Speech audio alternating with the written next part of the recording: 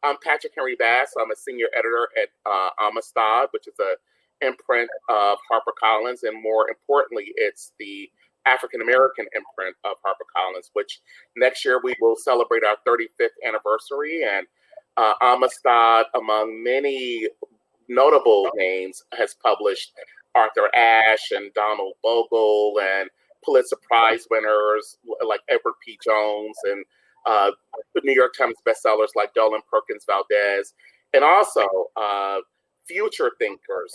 As a senior editor, they're working with Tracy Sherrod and, of course, the inimitable Judith Kerr, who heads up the Harper One Group. My thought process was always thinking about the future.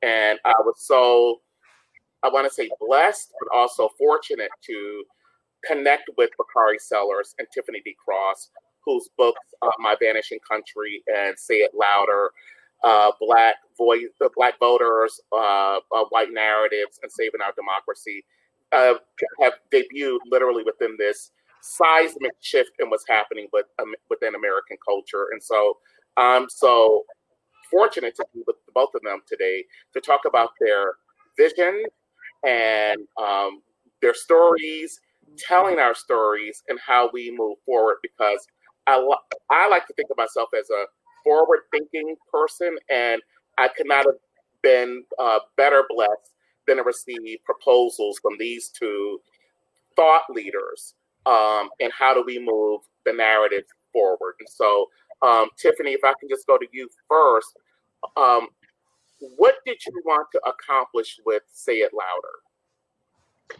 Sure. Thank you for that introduction, Patrick. And I'm so happy to be here with the two of you. And I just am honored to share the screen with my friend, Bakari, and a great editor, Patrick. So for me, what I wanted to accomplish with Say It Louder was I recognize, after working in news and politics for 20 years, the power that the media had over narratives as it related to Black lives. And running parallel, and sometimes even contrary to that, is the power that Black people had over shaping and saving this democracy. And our story had not yet been told. So I wanted to write essentially a love letter to Black people for the superheroes that we have always been. And Black patriotism is something beautiful and unique, and something that a lot of people don't really understand. But something that's certainly embodied by the three of us who are sharing the screen right now. And so I wanted something that would live on in time forever. Even at the time I wrote it, even if 2 people had read it, it didn't matter to me. I just wanted to get these words out because they were, the spirit of resistance was in my blood. And I wanted to put pen to paper and share our stories with somebody, because I know what stories meant to me when I was younger reading them. So that's what I wanted to accomplish. And you did it quite brilliantly. And Bakari, when your project came into Amistad, it went to Tracy Sherrod, our editorial director, from your amazing agent, who I have a great deal of fondness for. And not that I don't have a great deal of fondness for your agent, Tiffany. They share a lot in common. They really do. And so we did this phenomenal meeting up at HarperCollins with Judith Kerr, our president, and your agent, and Tracy and myself. And we started to talk, and me being from North Carolina and you being from South Carolina, and you started to talk about the Orangeburg Massacre. And Tiffany is a historian why she's not Tiffany D. Cross, PhD, I don't know. She knows everything about everything. But I was so embarrassed that I didn't know about that particular episode. And so I didn't think that we would build a narrative around that. But I realized instantly that nobody had really tapped into what was happening, as Tiffany talks about in her book about Black voters writ large. But nobody really talked about the rural African-American story. Whereas Hillbilly Elegy, was all about, the opioid crisis and what was happening with quote unquote disenfranchised voters. And then you just, hone deeply into that. And so tell me how My Vanishing Country grew. So first, you know this, Patrick, and Tiffany knows this, but for those who are watching today and who will watch in the future, I'm from Denmark, South Carolina. Small town, had 3 stoplights and a blinking light. And I always tell people that my mom and dad tell me the 2 most important words in the English language are the words "thank you," and they're not nearly said enough. And so I have to say thank you to the organizers of this, and I have to say thank you to Tiffany for being such an amazing friend over a long period of time. And I have to say thank you to Patrick and Tracy and Judith for just believing. The unique part about my story is how many times I got turned down.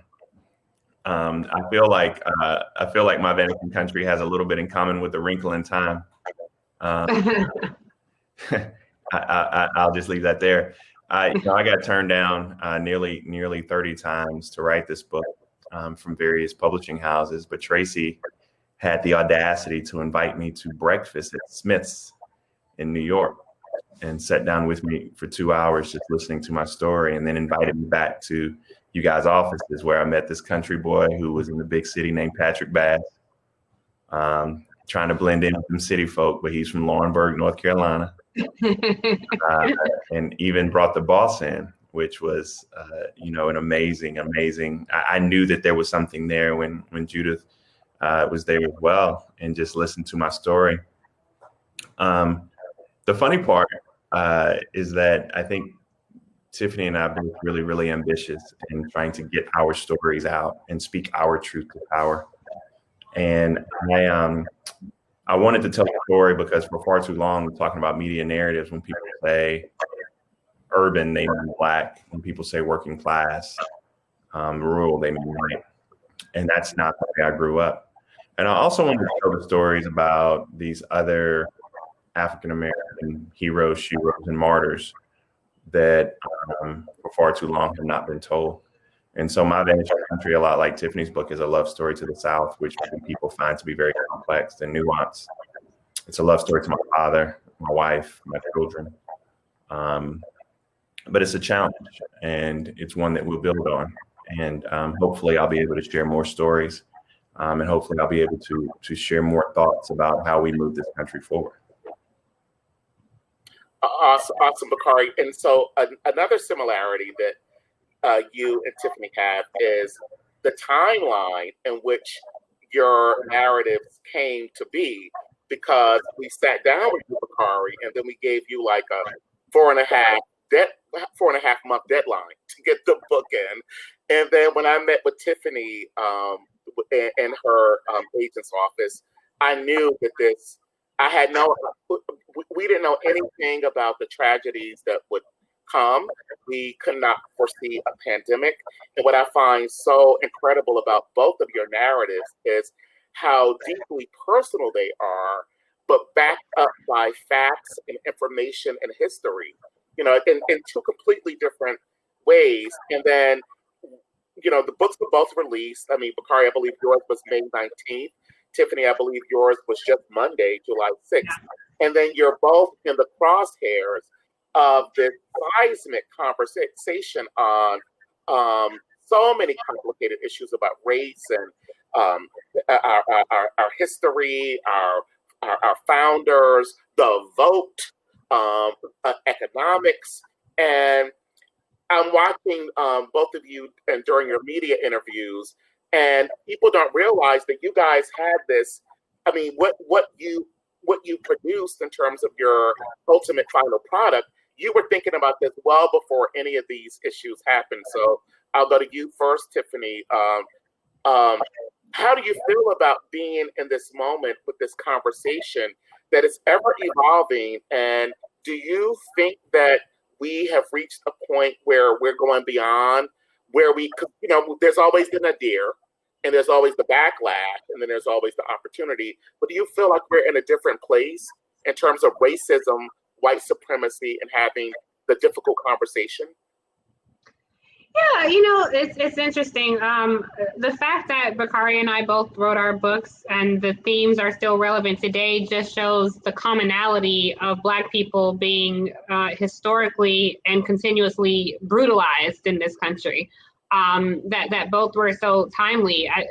And one thing that struck me, I'll say, about Bakari's book is what your father endured, Bakari, and how that generational trauma continues and lives on. And so as we watch, considering Bakari's lineage and watching what's happening now, particularly with Ahmaud Arbery, George Floyd, Rayshard Brooks, and on and on and on.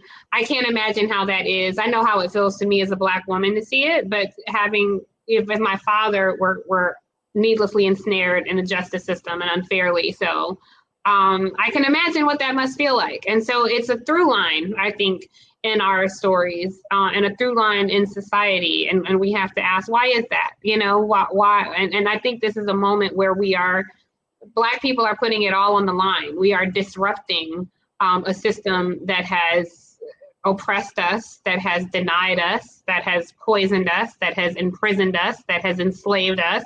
And at this moment, we are shackle free. We declare it so.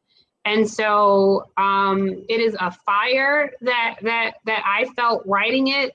And I think the best part for me, Bakari's been out longer than me, but the best part for me has been people emailing me at my website, tweeting me, DMing me, telling me what they didn't know. And it's almost like it's justifying their anger. Like they say, yes, like this has been happening forever. And Bakari and I have been friends, and reading Bakari, I told you before, reading your book, I was shocked because I was moved to tears so many times. I was like, I know Bakari, like I didn't know this about him. And just reading it in your words, I was moved to tears when I was writing my book, and moved to tears when I was reading your book. Because our stories are, when I say our, I mean the collective diaspora, the we that is the Black experience in this country. Our stories are so rich and full, and cultured and poetic and beautiful and literate, that seeing them on paper, it's something about the written word that is moving and enraging and inspiring. And I felt all of those things reading Bakari's beautiful body of work, and was also struck at how vulnerable he was. And it gave me comfort that, because I was a little embarrassed, Patrick, I'll tell you, like putting out my book, I was like, man, I'm putting it out there. Like people are gonna know. And so I was like, oh, okay, Bakari did too. So, okay, we're both in the same boat. But I really do, I can't stress enough how honored I feel to share this space. And it just so happened that, I wrote a book about every single thing happening. I mean, I covered the modern day feminist movement as we're in this conversation about a Black woman vice president. I covered unrest as we're in this moment of Black people being brutalized. I covered voting as we're in this presidential election. I cover oppression. I created a wrinkle in time in these time periods. So it's very consistent with the American cycle. And I do think that we're at the precipice of something. I don't know what it is, but I hope that these bodies of work will help reconstruct whatever the next phase of democracy will be. Right, but that was certainly my hope as an editor. And Tiffany, I can't help but not notice your yellow outfit and your yellow Shirley Chisholm as the yellow Black Lives Matter sign is going up in front of Trump Tower as we speak. Yes, I love it.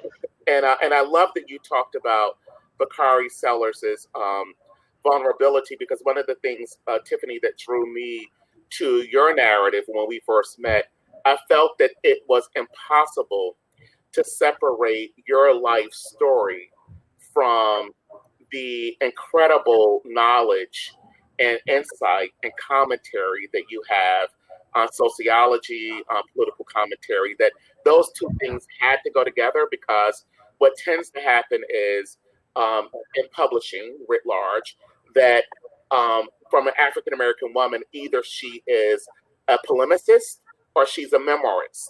Yeah, and I love your, I never doubted for a moment, Tiffany, that you should be fearless with combining both these things, because this shouldn't be just one type of narrative, that you cannot erase Tiffany D. Cross from her intellect, because there had to be a background, there had to be a backstory to how she got to that intellect. And people may be surprised because people may make assumptions about who Tiffany D. Cross is. And I just felt like, say it louder. Not only were we saying it louder with the title, but we were saying it louder that you can raise your voice up and be heard. Right. Yeah. And for the same reason, Bakari, when Tiffany talked about your vulnerability, when you went into anxiety, I thought that and Bakari and Tiffany, you may agree and you can chime in. There was a moment early on, I believe, when George Floyd was murdered, and and you were talking about Emmett Till and so many others of the murders, and you had this really raw moment. This was not anything that was for effect, but you really collectively captured for so many people over many generations about the trauma of seeing Black people, Black bodies being so dehumanized, so disrespected, so discounted. And I think it connected with everybody, for once, And so what was that moment like for you? So it was a TV moment that people don't know how. It's kind of why they hire people like me and Tiffany, because right now people want to hear your truth. And that's why these books are resonating as well, because we're not only speaking truth to power, but we're telling our unabashed truth. And in that moment, the segment before, it was George Floyd's brother. And I knew in my head how my anxiety works. I knew how my emotions work. And I was like, all right, Bakari, just make it through this segment. You talk to yourself sometimes, just get through this segment and you're going to be good. And Berman brought the first question to me. And as I was sitting there, I knew every time I'm on, I'm like, I don't want my kids to wake up, blah, blah, blah. And then you hear a cry from the back and they're kind of wiggling in the back room. And then you're just like, what do I tell my kids about this moment? And for me, I quoted Ella Baker to start that segment because I knew where I wanted to start. I knew the framework I wanted to go in. But at the end, it was just emotional for me because I am someone who's unafraid to show their emotions for better. I'm unafraid. And a part of this has to do with the fact that I got elected at such a young age that I lived in a fishbowl my entire life. I started running for office when I announced my campaign when I was 21 years old. So my entire adult lifetime has been in the public eye. And I just have this feeling that you're going to take me for who I am. And I wrote that on the pages of My Vanishing Country. And right now we need more people, especially Black men, with all due respect to my friend Tiffany, but we need more Black men who are willing to embrace their emotion, be unafraid to show their emotion, and to speak their truth without having to conform or give themselves these artificial goalposts. It was crazy. You asked me and Tiffany about writing these books. I think the word would be evergreen, like they're perfect for any moment, which is a testament to the tragedy that is the America we live in. Like we're writing about brutality. We're writing about, in Tiffany's case, Tiffany's talking about the fact that, you have this suppression of voices and how it's difficult for Black voices to kind of shone through. That's not, if she would have written that book 4 months earlier, 4 months later, we'd still be talking about it. These are really evergreen, really American as apple pie moments. The funny part about your question, though, Patrick, is that Tiffany nor I thought it was in good wisdom to, when we signed these book deals, to release a book during the middle of a pandemic. But not my fault. That wasn't. We didn't think. We thought that we would bump into each other in a book tour, at the Carter Museum in Atlanta or Uncle Bobby in Philadelphia. We didn't think that we'd be sitting here. Everybody has on like shorts and a nice top in front of a Zoom call. But we the moment, and it is what it is. God makes no mistakes, right? And so no, not at all. And Bakari, you've really grown into your look. Tiffany, I joked with Bakari offline that he really has become like the Lou Rawls. When Lou Rawls hosted the United Negro College Fund, because Bakari is on 24/7. Like I don't know that he's, he'll bring the dog on, he'll bring the children on. I mean, this one is of the great. things that you, and the best part about you being our editor Patrick, is that like you get it, and me and Tiffany are in a business that we work with higher ups, and you are still deemed in higher up, Patrick, but we work with higher ups who don't necessarily get it. And so me and Tiffany have offline conversations all the time about the toil, because it's one thing to write a book, which is extremely difficult.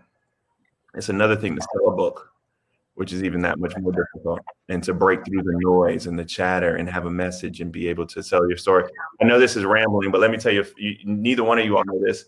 At 11:45, the week my book came out on Malcolm X's birthday. I don't even think Patrick, I didn't know that. I didn't even remember that until it was like May 19th was coming. But the week my book came out, I think it was Thursday night, I got a phone call at 11:45. It was from Bishop T.D. Jakes. Bishop calls me late all the time. And my wife, when it's a late phone call, what does your wife say? Who is calling me? Is that Jake from State Farm? So she's like, oh, that's Bishop Jakes. And Bishop Jakes says, I've been watching your interviews. You have to leave people with some sense of optimism. You have to give them some sense of hope. You want them to read the words off your pages, understand the despair and tragedy that we've been through, but you got to give them some hope. And those words, they just, and when I would go on TV, I would want people to draw that understanding. I would want people to understand that pain, but I would also, because of the final on page, 224 of my book, the final page of my book, I try to leave them with hope. And Tiffany does the same thing. We paint these pictures, but we still are really truthful about where we are, but we're still really hopeful about where we can be. And that's a truly, truly Black experience in this country. Oh, 100%. And Tiffany, I have to say that when I met you, I was just coming off of seeing you with this now iconic moment on Morning Joe with Noah Rothman, and I normally don't. I mean, I go back and forth because I love you on CNN, Bakari, but I go back and forth. Now, you got to be honest. I go back and forth. But it was Tiffany's purple outfit, what she writes about. She writes about that in Say It Louder, Black voters, white narratives, and saving our democracy. But it was so electrifying. It was such a moment, and then it became a viral moment. And so when we met, because Bakari, Tiffany could be cool. She'd be kind of cool, laid back. And so we connected about that whole notion of the chattering class, and what I so deeply love about every word in Say It Louder and My Vanishing Country is how vulnerable that you also made yourself. So when people see you, they see the hairdo, they see the confidence. Bakari, my nickname for Tiffany is the Queen of Substance and Shade. And that took a lot. And I know that we had to have a trust factor as an editor and an author. But what and this is me saying this, and then you respond however you feel. What I so enjoyed about the process of editing Say It Louder was you debunked so many stereotypes about what it means to be a Black woman with a mind and with thoughts and fearlessness and courage and power and sensitivity and also empathy for the community. That you can't separate you from the Atlanta folks, from the Ohio folks, although I know you got your issues about Ohio, but I love how it all came together, and I'm enjoying reading both of your books just because I have nothing else to do. I got other books I need to be reading, but I'm enjoying reading your book so much. So Tiffany, tell me what that process was like of really being unfiltered on the page. Well, I had to commit to myself that I was going to do that because you all, the three of you know, the three of us know, we code switch all the time. And I made a commitment to myself a long time ago that I just would not code switch. These people's kids are out here trying to sound like me. So why am I twisting myself and splitting myself in two, trying to sound like them? It's the duality of our kind. We're born beautifully bilingual and we can slip in and out. but this was my letter to us. So why would I write for the John Meacham crowd? You know, why would I write for the McCullough crowd? Like, I wanted to show, you know, like, take Bakari and I. Bakari and I can have conversations about, we can have highbrow intellectual discourse about, you know, the geopolitics happening right now. We could talk about domestic policy. We can talk about, you know, the economy and Brexit. But we can also likely have an intense discussion about who's better, Jay-Z or not. You know, we can say, like, who has longevity, Cardi B or Nicki? Like, where are these all there? And I think there are so many of us who fall in that space. So I really wanted this book to be accessible, something that was digestible for people. If you're a political novice or a political connoisseur, this was something that you could read and follow and understand it.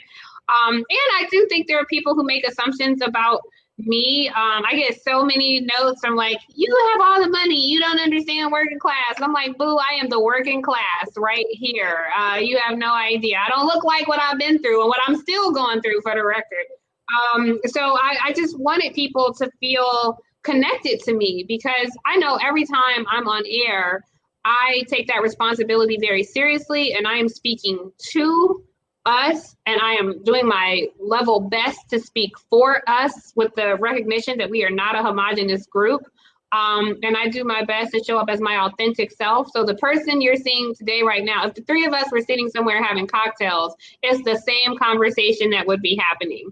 And I find that true about Bakari as well. I think what we as a people value more than anything is authenticity. And I wanted to bring that authenticity to the book, and I knew it was authentic when I felt uncomfortable writing things, and I would go back and read it and say, you really want to put that out there? And I knew that speaking truth would potentially come with consequence, and I was ready. I'm like, I will take it on the chin, but I'm leaving it all on the page. And I really wanted to do that, and I really can't stress enough, I felt some comfort. I was with a friend of mine, also a Morehouse man, my friend Albert Sanders. I was with him when I was reading Bakari's book, and I was like, oh, thank God. I was like, I'm not alone. Somebody else was being extra vulnerable. So it was important to me, because I love to read, and I wanted to write a book that I would want to read. And I can tell when authors are being disingenuous or holding back, or, you know, have other intentions in writing their book other than the reader. Maybe they just wanted what would come out of the book and not actually what went into the book. And for me, I really did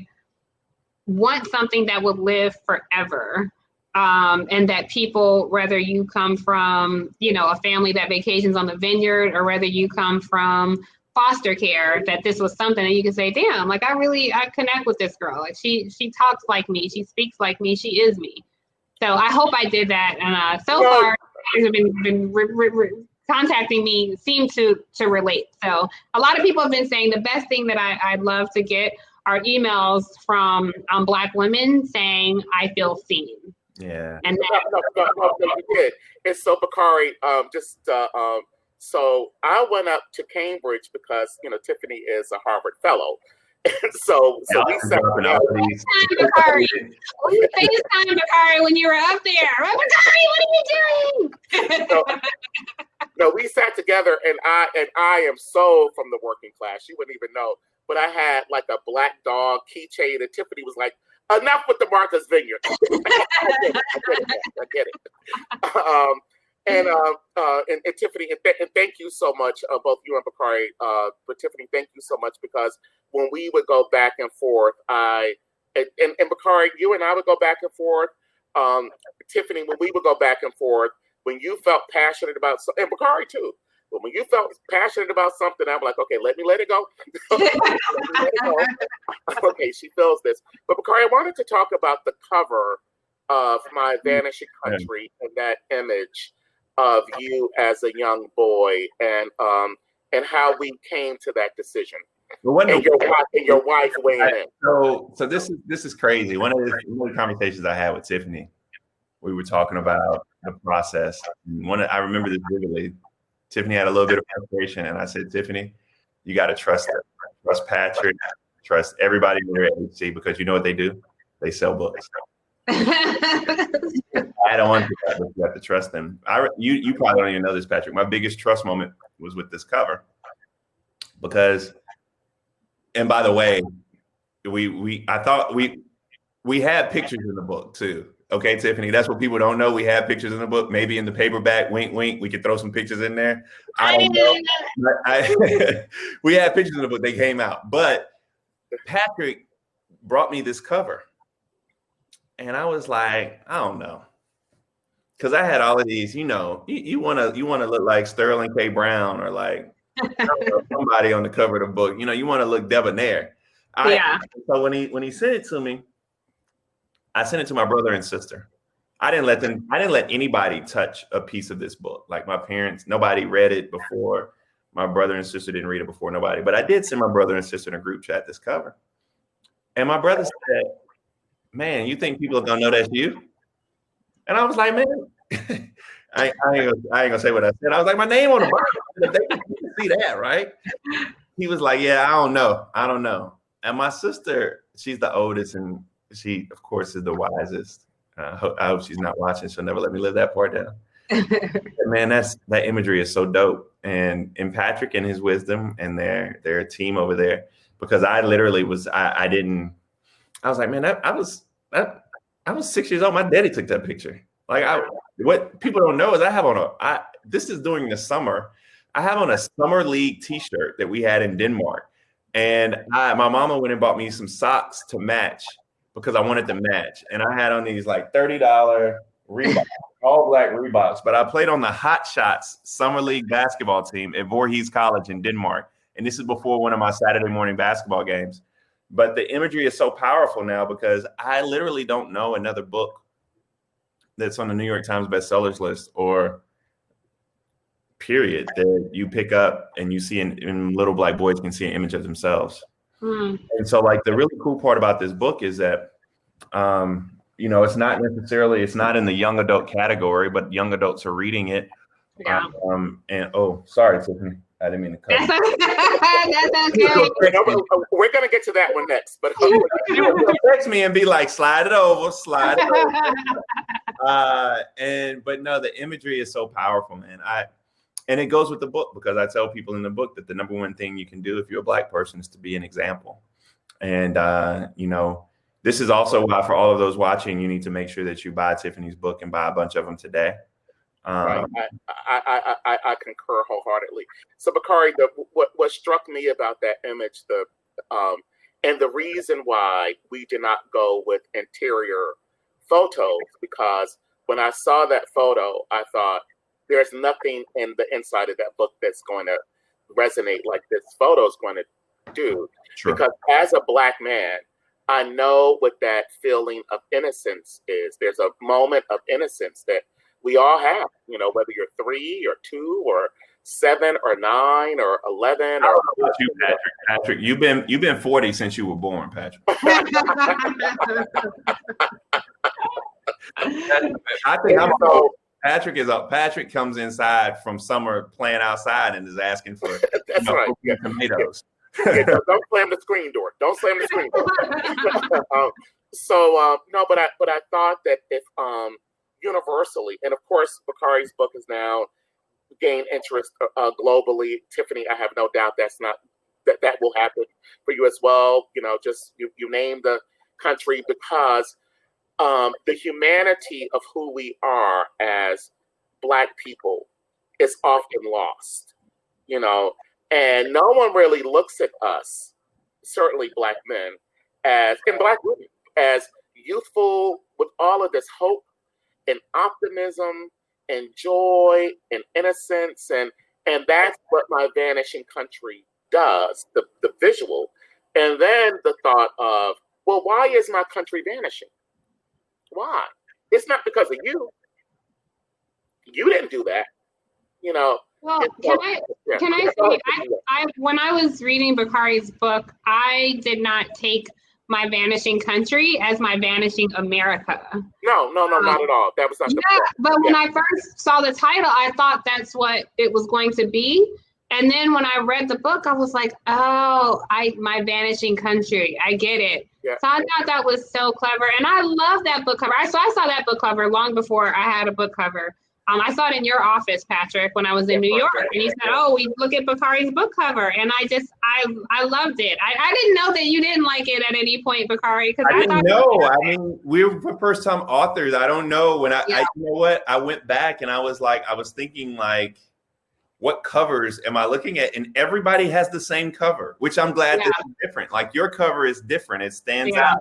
And especially now, because when I look at Say It Louder, I'm like, we about to do, when you open this book, you about to do some work. Like, like we're here. That's what it is.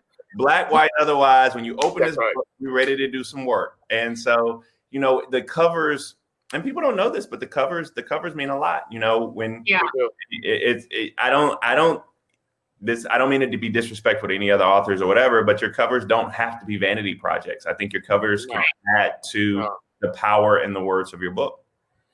And Tiffany, can we talk about the evolution of both the original title of your book and not the one where we met in your agent's office, but you know how we got to that, and then how we got to the visuals of that and what you were trying to communicate to a reader. And by the way, the cover process. Would you like me to talk about my cover process, Patrick?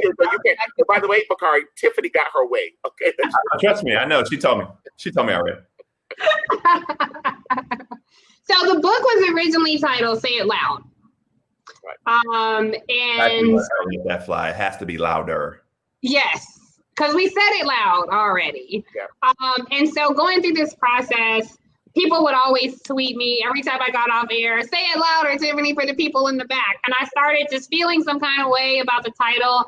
And I was talking to friends about it, and they say, yeah, "Say It Loud" puts me in the minds of like the 1960s. Like, we've done that. And I said, yeah, say it louder. Like, I want to say it louder. And then the subtitle was a whole other discussion because I am very unfiltered, say Patrick, and I wanted a very blunt subtitle. Like, this is what you're going to get. And I think we got that. But I knew I was talking about a landscape that I was going to have to enter to promote this book. And so we had to agree on a title that satisfied my desire to be authentic and unfiltered, but also a title that did not scare people away. And so this is how we landed at something that was consistent with what I wanted, but also welcoming to the reader, and which worked out beautifully, Patrick, because at this moment where there's a lot of intellectual curiosity about the Black experience, I think and I hope that people would not shy away from this title. The cover process, however, I will say, was one that Patrick and I had a lot of back and forth about.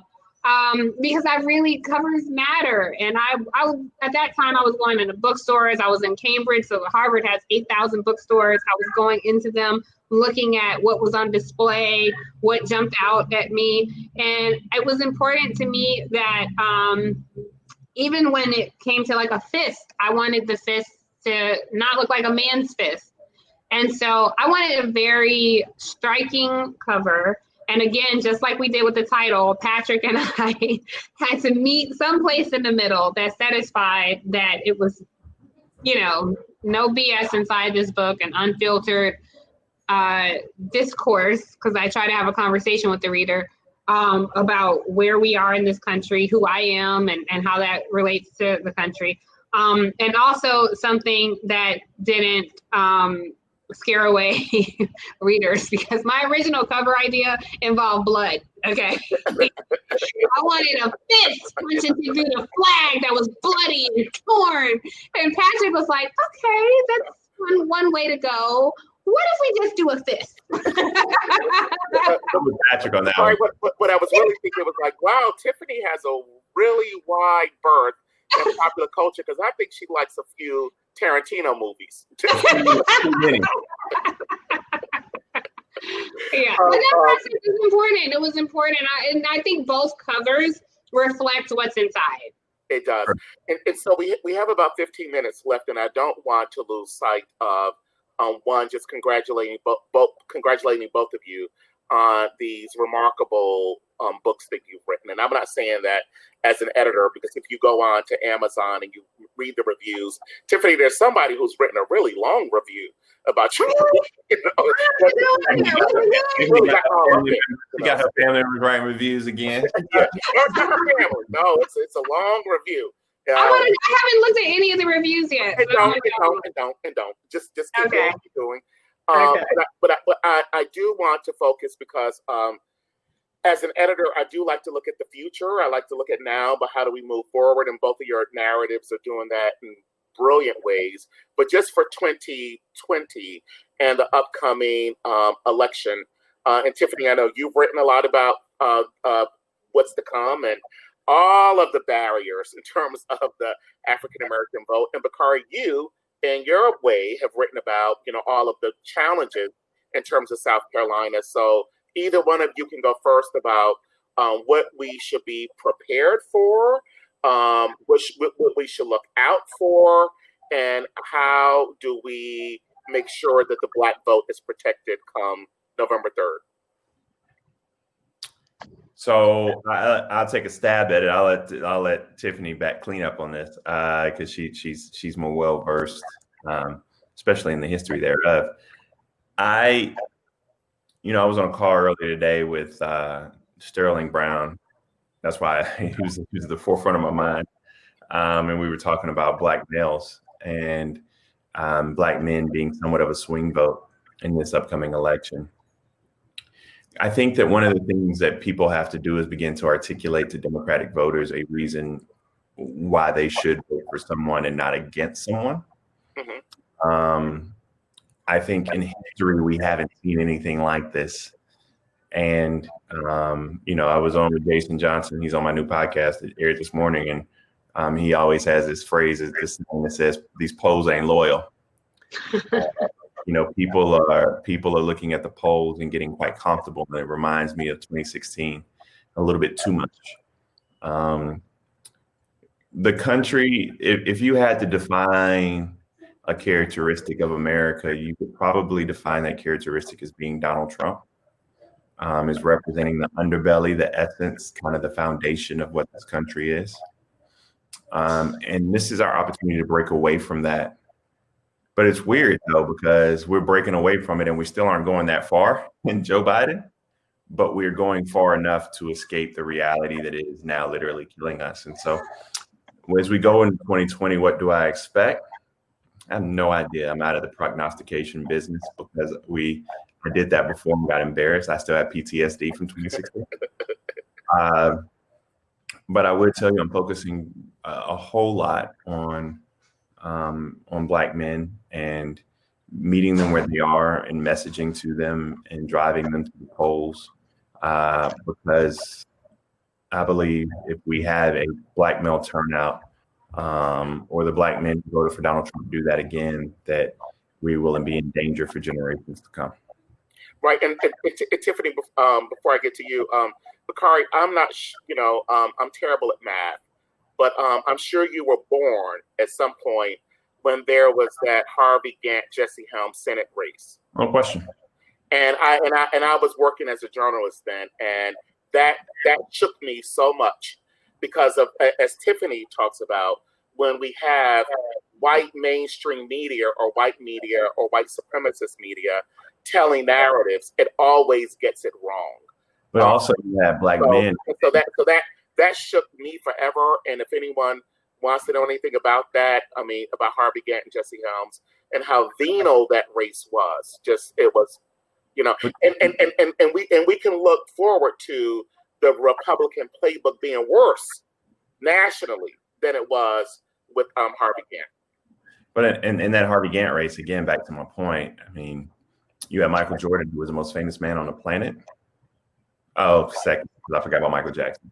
So Michael Jordan was second behind Michael Jackson. And what did Michael Jordan say when it came to endorsing Harvey Gantt? He said that Republicans buy shoes too.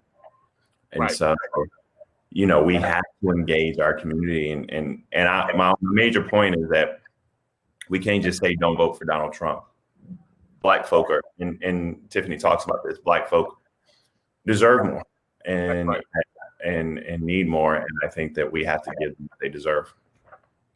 Right. And thank you, Bakari. And Tiffany, the way that you've structured for those, two people who've not read Say It Louder, because you got to read it. You got to read it. If you want to be in the know, you got to read Say It Louder.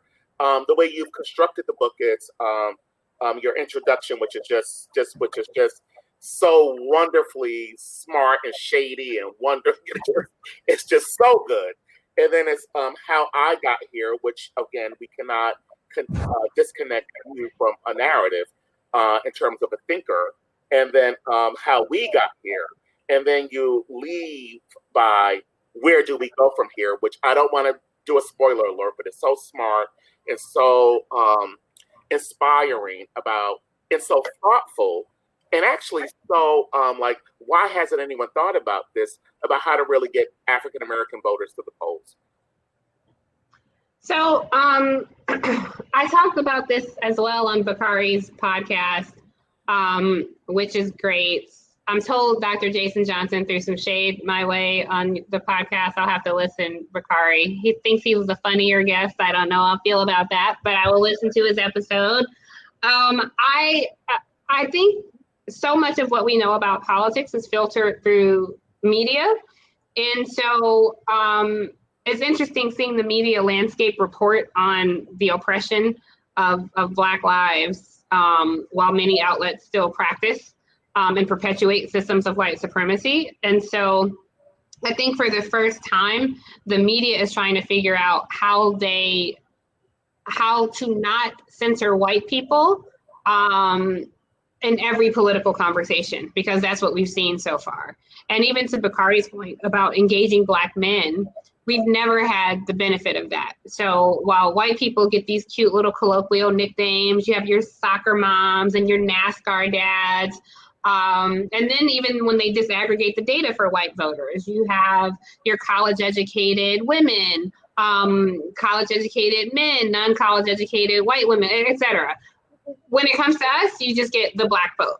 And there is no such thing. There are Black voters with varying interests. Black women are joining armed forces more than any other community. And so there are Black women who may only vote on foreign policy. There are Black mothers who will certainly take their economics into the voting booth with them. And so I think the first step is forcing people to understand Black voters and what we take with us in the ballot box. And then to encourage the people who don't feel like this system has served them to take sense of agency over themselves and view themselves as architects of what will be in the next phase of this democracy. Because again, I think we're on the precipice of something. And so, the dudes on the block who nobody talks to, people will leapfrog over themselves and go talk to these NASCAR dads. But the dudes that's been here and know what these streets are saying, for whatever reason, they're forgotten about. Who is talking to them and why not? I get off work at 5 o'clock. I'm so tired of these people messing with me, Black moms out there. Who's talking to them? Black women are disproportionately breadwinners. We are the #1 business owners relative to any other community. And we get overlooked. And so I think, even now you see voter suppression all of a sudden has been a story. You see videos of Black people standing in line. You saw the videos of an array of people standing in line in Wisconsin. And I was trying to think, because when I was writing my book, I said voter suppression is not a story. Why did it become a story recently? Oh, because now white people are impacted, because Donald Trump started going after mail-in ballots. So it's like, oh, well, let's talk about voter suppression. Black folks have been dealing with this since decades. Our votes have always been suppressed. So I think those are issues. I think coming up in this election, we're going to have GOP-led voter suppression. We're going to have foreign election interference that specifically targets Black voters, and we're going to have the fallout of COVID-19. So what does that unholy trinity do to the American body politic and an election season? If it's not a decisive victory, what does that look like? If we are going to revisit Bush v. Gore, I had just began my career. I was working at CNN at the time when we didn't know who our president was for almost a month. And so I think we're going into something like that. I don't want to be hyperbolic. I don't want to scare people, but I think the election season could potentially be violent. We've seen increasingly emboldened white people break out guns at innocent protesters, at peaceful protesters. Yeah, people not even protesting, and people just in a Chipotle parking lot. And so those are the things that I am monitoring and watching. I know the presidential election can take up a lot of oxygen, but I also think we have to focus on down ballot. What does the Senate look like? What does Congress look like? I think we've seen sweeping progressive candidates win elections. So let's say a very moderate Joe Biden gets the presidency. How does he contend with a very progressive Congress? How does a Joe Biden administration contend with a very progressive electorate where people were only seeing what was possible, and now people are seeing the impossible? So what does a government that does not spend on the axis of white supremacy and that serves me, what does that look like? And so I think there are going to have to be people in multiple areas that make sure that electorate and that constituency feel heard. And I'm not sure that we've seen that yet, but I think you'll see people increasingly push this administration towards that. Right. And Tiffany so eloquently said, as always, just real briefly, when Barack Obama accepted the Democratic nomination in Denver, I was at Essence, but I was also working with Public Radio International. And so I was asked to go to a Black beauty parlor to get a sense of Black women who were not in Invesco Field, which was in Denver. And Patrick, get the story. And there were two African-American women there who I said, well, I said, you don't have to tell me who you're voting for, but what are the issues that you're concerned about? And two women said that they were concerned about pro-choice because they were pro-life and they were church women. And I knew immediately then never to characterize the African-American voter. Ever. Yeah. That's true. And while she may be in the minority, she's still a voter. And so you just never know. And so once I was there in that beauty parlor from Public Radio, who thought I was giving, and I love Public Radio, who thought I would bring back one story, but I'm like, no, the story is, it's not a lot. So anyway, we have about 4 minutes left. What do you want to leave? Here we are in Cannes, south of France. A pot of pho, some seafood Marseille. Tiffany, a lovely wine. What do you want to leave our participants with? Bakari, you first. So I'm easy. I want them to go out and make sure they support Black authors because it's not a whole lot of us. And it's very hard to get into this industry and get into this business. For a long period of time, there are the consummate authors that Tiffany and I look up to, the Michael Eric Dysons and Mark Lamont Hills of the world, who have the ability to write and pump out amazing pieces often. But it's hard for newer voices to get that chance. And so I would ask them to support, not so that me and Tiffany have any great level of success per se, but so that our books do well, so that others can tell their stories too. Because Patrick knows it's better than anything else is a business, and they don't spend money on things that ain't moving. And so, I want other people to get an opportunity to be able to share their stories. And I just want to wrap up where I began, which is to simply say thank you to Patrick and Tracy and Judith and Brian. We didn't mention Brian today. His name is Brian, right, Patrick? It's Brian Murray. He's CEO all day long. Yeah. I can't wait for you CEO one day, Patrick. But we'll get there.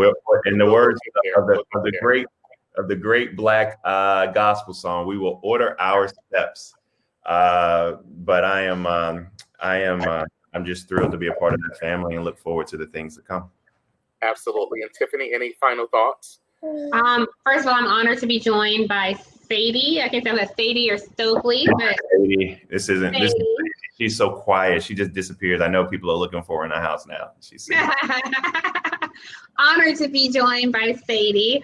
And I would say for books like Bakari's and mine, there are new voices that are populating this chattering class that, you know, previously did not look like us, previously did not reflect our voices. Even if you were a Black person that got to write a book, I think there was a lot of conformity and people twisting themselves to write things that did not scare white people. And neither of these books came from that space. I think, you know, for me, I definitely wrote without fear. And I am thrilled at people who, it feels so nice to be understood and gotten.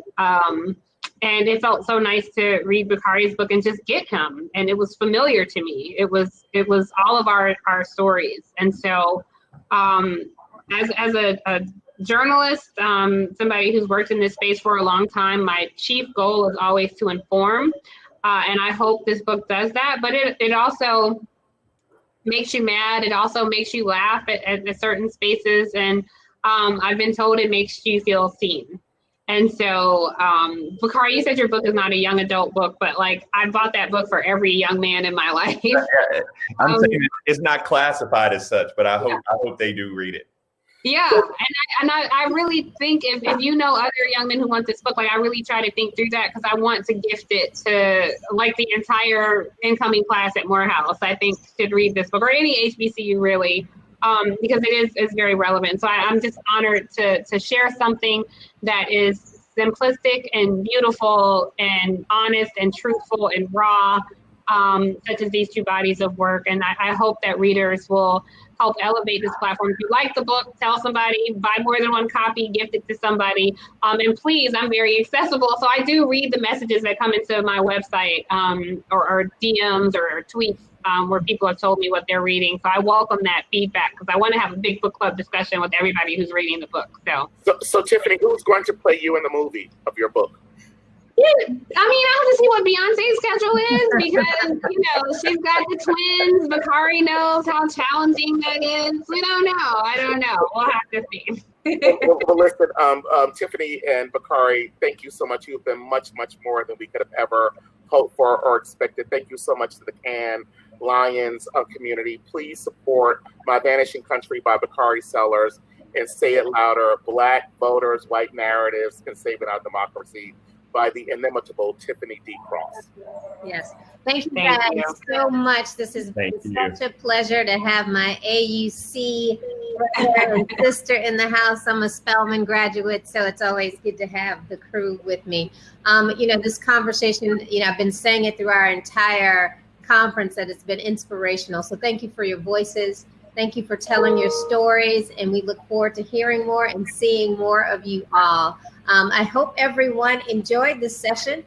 We are getting ready for our next session that starts at 5:30. It's called This Is So Dope. It will be with Ty Beauchamp, Jason White, and Erica Pittman to talk about the cannabis business and how they are transforming that industry. So hopefully you guys... Ty Beauchamp is in the cannabis industry? Yes, it's called Brown Girl Game. Tell Ty I said hello. Okay, I will.